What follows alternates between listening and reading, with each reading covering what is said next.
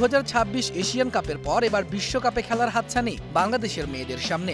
Asian কাপে শেষ 8 নিশ্চিত করতে পারলে সুযোগ থাকবে 2027 নারী বিশ্বকাপ ও 2028 লস অ্যাঞ্জেলেস অলিম্পিক্সে জায়গা করে নেয়ার। তবে পথটা বেশ কঠিন ঋতুপর্ণা আফিদাদের জন্য। 2026 নারী এশিয়ান কাপে কঠিন গ্রুপে পড়েছে বাংলাদেশ। বি গ্রুপে বাংলাদেশের মেয়েদের প্রতিপক্ষ আসরে ডিফেন্ডিং চ্যাম্পিয়ন চীন, উত্তর কোরিয়া আর উজবেকিস্তান। হোস্ট অস্ট্রেলিয়ার সিডনি টাউন হলে জমকালো আয়োজনে অনুষ্ঠিত হয় টুর্নামেন্টের ড্র।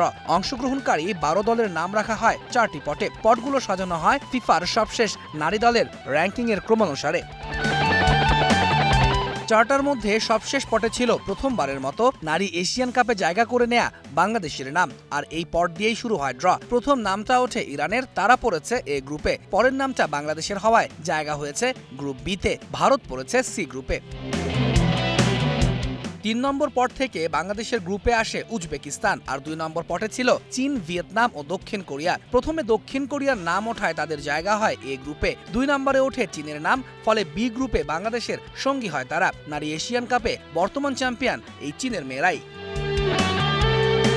1 নম্বর পটে নাম ছিল অস্ট্রেলিয়া, উত্তর কোরিয়া আর জাপানের। হোস্ট হওয়ায় এ গ্রুপের প্রথম দল হিসেবে জায়গা করে নেয় অস্ট্রেলিয়া। সি গ্রুপে গেছে জাপান, আর বি গ্রুপে বাংলাদেশের সঙ্গী হয় উত্তর কোরিয়া।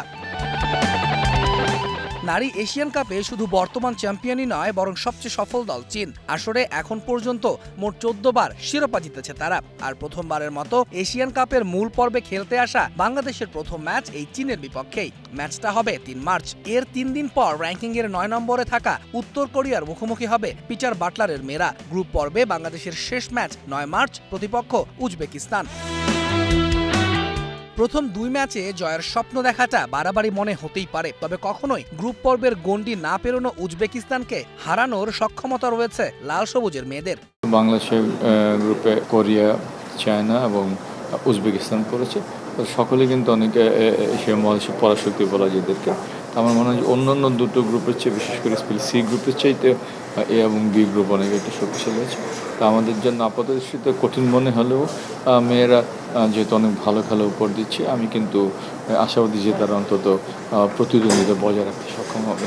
আগামী বছরের 1 মার্চ শুরু হবে এশিয়ান কাপ। অস্ট্রেলিয়ায় 5টি ভেন্যুতে খেলা হবে 21 মার্চ পর্যন্ত। 3 গ্রুপের সেরা 2টি করে মোট 6 দল সরাসরি যাবে কোয়ার্টার ফাইনালে। তাদের সঙ্গে গ্রুপ পর্বে তৃতীয় হওয়া 3 দলের সেরা 2 দলও পাবে শেষ 8-এ খেলার সুযোগ। আর কোয়ার্টার ফাইনালে ওঠা 8 দলের সুযোগ থাকবে 2027 ব্রাজিল বিশ্বকাপ এবং 2028 লস অ্যাঞ্জেলেস অলিম্পিক্সে খেলার।